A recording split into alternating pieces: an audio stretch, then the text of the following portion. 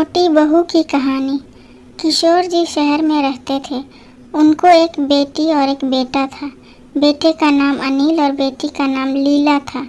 उम्र होने पर पहले बेटी और बाद में बेटे की शादी करवाई। बहू का नाम सीमा था।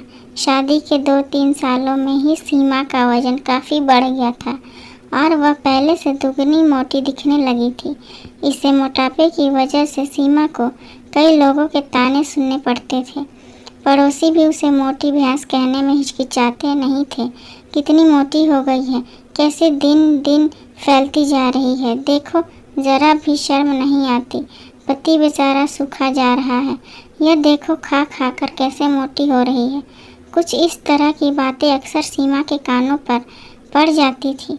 स्वभाव से हंसमुख सीमा इन बातों को इग्नोर भी कर देती थी, लेकिन उसे ज़्यादा दुख तब होता था जब उसकी खुद की सास और ननद उसके मोटापे के लिए उसे दोषी ठहराते और भला बुरा कहती। अनिल शरीर से काफ़ी दुबला पतला था। शादी के बाद भी उसके शरीर में रत्ती भर का भी फर्क नहीं आया। हालांकि सीमा मोटी होती जा रही थी, उसमें उसका कोई भी दोष नहीं था, बल्कि सीमा तो अनिल से भी कम खाना खाती और दिन भर घर के सारे काम करती रहती थी। अपने मोटापे की वजह से चाहे किसी काम में कितनी भी दिक्कत हो, सीमा उस काम को कभी अधूरा नहीं छोड़ती थी। उसने घरेलू नुस्खे और कई तरह के उपाय करके अपना मोटापा कम करने की कोशिश की थी, लेकिन शायद उसके शरीर के हार्मोन्स ही थे जो उसे मोटा बनाए रखे थे।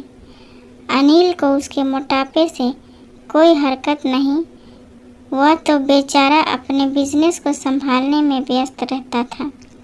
उसकी माँ और बहन हमेशा इस वजह से सीमा को कुछ न कुछ सुनाते रहते थे और सीमा काफ़ी रोया करती थी। सीमा जब भी मौका मिलता अपने पति से इस बारे में बात करती थी और कहती थी कि अपनी माँ और बहन को समझाओ, मैं मोटी हूँ, उसमें मेरा क्या दोष है। पूरी दुनिया मुझे कुछ भी कहे, मुझे फ़र्क नहीं पड़ता, लेकिन जब मेरे अपने की मुझे भला बुरा कहते हैं तो मुझे काफ़ी दुख होता है। ऐसे ही दिन बीते चले गए।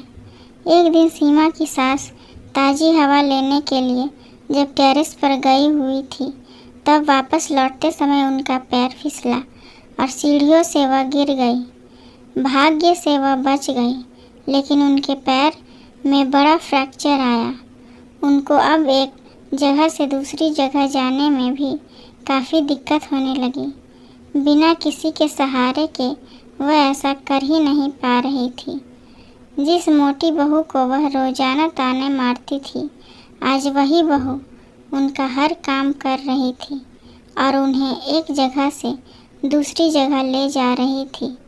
उनका खुद का वज़न भी 75 किलो था, जो उनके बेटे अनिल के लिए भी उठा पाना संभव नहीं था।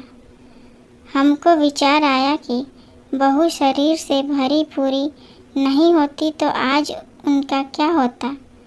सीमा की सास को सीमा के साथ किए हुए अपने बुरे बर्ताव के लिए पछतावा होने लगा। उन्होंने एक दिन मौका देखकर इस बात के लिए सीमा से हाथ जोड़कर माफ़ी भी मांगी। सीमा ने कहा, अरे मालिक, आप माफ़ी क्यों मांग रही हैं? आप मुझे समझने लगी, मेरे लिए इतना ही बहुत है। उस दिन के बाद सीमा के साथ में कभी भी उसे उसकी मोटापे की वजह से एक शब्द भी नहीं बोला, बल्कि तो उन लोगों से लड़ जाती थी जो सीमा को मोटी कहकर उसकी बुराई करते थे। सीमा की ननद भी इस घटना के बाद उसे इस विषय पर कुछ भी न कह सकी। खुश मिजाजी सीमा अब पहले की तरह ही सब कुछ भुलाकर खुश रहने लगी। दोस्तों, हमारे समाज में, हमारे आसपास आपको ऐसे कई लोग मिल जाएंगे जो दूसरों को उनके शरीर की बनावट के हिसाब से गलत नाम देते हैं या उन्हें नीचा समझते हैं।